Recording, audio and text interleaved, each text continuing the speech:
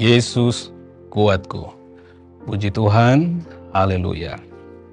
Rasul Paulus katakan, yang ku kehendaki ialah mengenal Dia dan kuasa kebangkitannya dan persekutuan dalam penderitaannya, di mana aku menjadi serupa dengan Dia dalam kematiannya.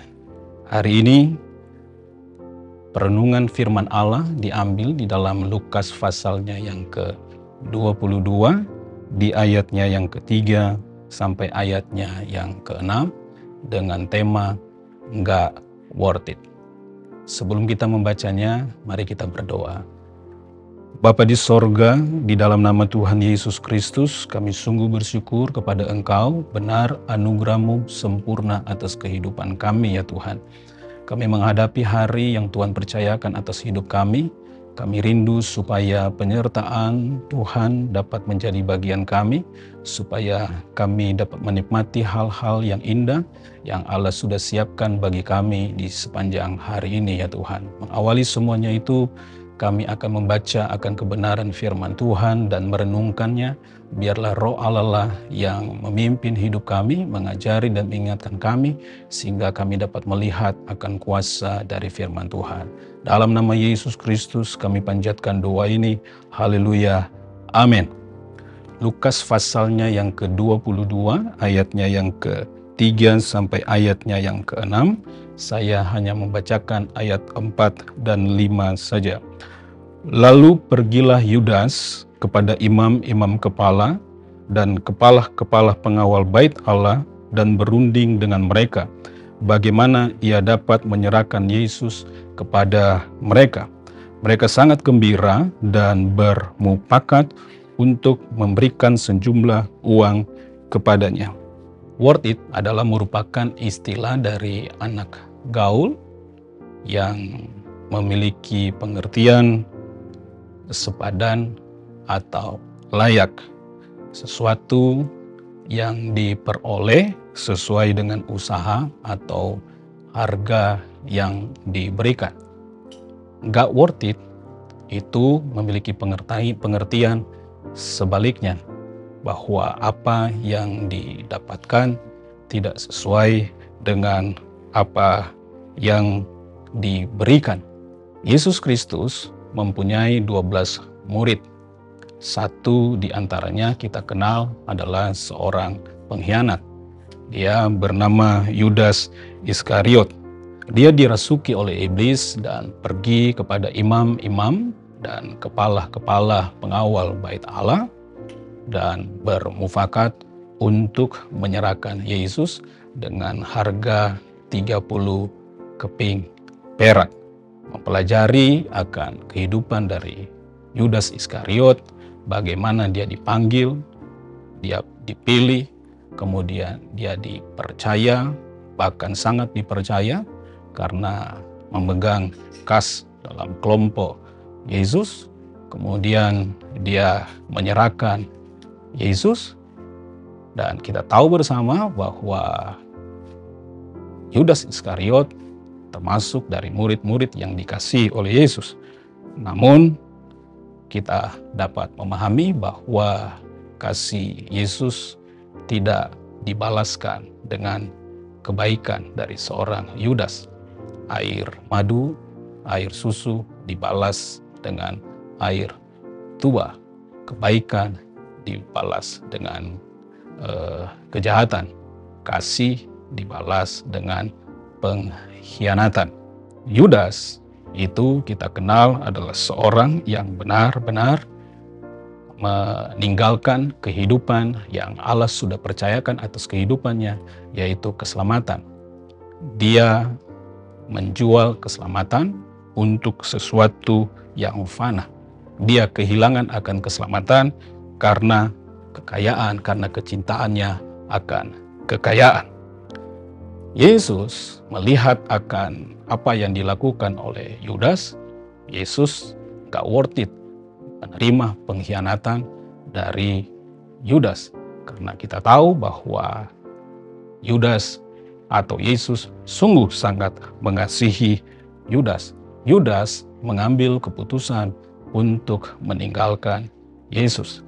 Dialah yang mengambil keputusan untuk meninggalkan jabatan kerasulannya.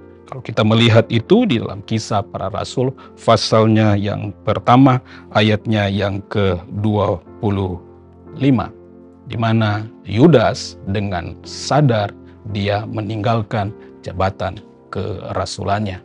Bapak, Ibu, Saudara-saudari sekalian, melihat akan perbandingan dosa Petrus dan dosa daripada Yudas Iskariot, rasanya dosa Yudas Iskariot, kalau mau dibandingkan dengan Petrus, dosa Petrus lebih berat, lebih besar. Mengapa demikian?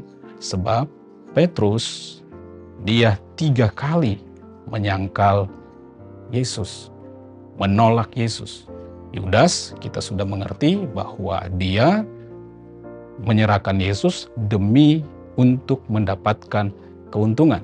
Namun perbedaan antara dosa Petrus dan dosa Yudas adalah Petrus sadar dan dia mau bertobat. Yudas tidak mau bertobat.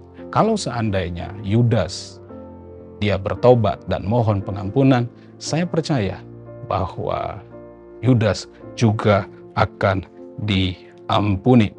Kita orang-orang yang sudah percaya kepada Tuhan, telah menerima keselamatan yang dari Tuhan. Kita mendengar Injil Yesus Kristus, kita menjadi orang-orang yang percaya. Kita yakini bahwa kita telah menerima keselamatan yang mulia dari Tuhan. Yang diharapkan atas kehidupan kita adalah kita berpadanan dengan panggilan itu.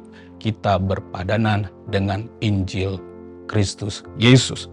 Rasul Paulus mengajarkan kepada jemaat yang ada di Efesus dan juga untuk kita semuanya di dalam Efesus pasalnya yang keempat, ayatnya yang pertama sampai ayatnya yang ketiga, di situ dikatakan begini, sebab itu aku menasihatkan kamu, aku orang yang dipenjarakan karena Tuhan, supaya hidupmu sebagai orang-orang yang telah dipanggil berpadanan dengan panggilan itu. Hendaklah kamu selalu rendah hati, lemah lembut, dan sabar. Tunjukkanlah kasihmu dalam hal saling membantu dan berusaha memelihara kesatuan roh oleh ikatan damai sejahtera. Di sini dikatakan bahwa kita yang telah menerima keselamatan karena percaya kepada Yesus Kristus, maka kita harus hidup berpadanan selayaknya, sepantasnya dengan panggilan itu, dengan Injil Yesus Kristus. Kita harus berusaha sedemikian rupa untuk hidup dalam kesalehan, berusaha hidup saleh dalam perkataan, berusaha hidup saleh dalam perbuatan, hidup saleh dalam kesetiaan.